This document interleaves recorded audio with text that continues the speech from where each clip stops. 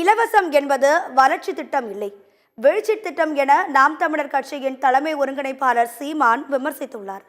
நாம் தமிழர் கட்சியின் பொதுக்குழு கூட்டம் சென்னையை அடுத்த திருவேற்காட்டில் உள்ள தனியார் திருமண மண்டபத்தில் நடைபெற்றது.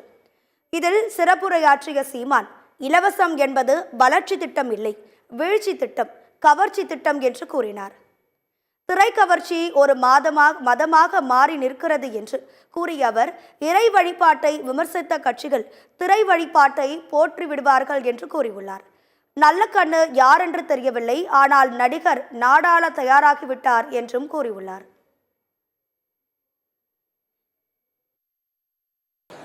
அரசியலை கற்பிக்காத கல்வி இல்லை, அரசியலை தாண்டி ஆகச்சிறந்த கல்வி இல்லை.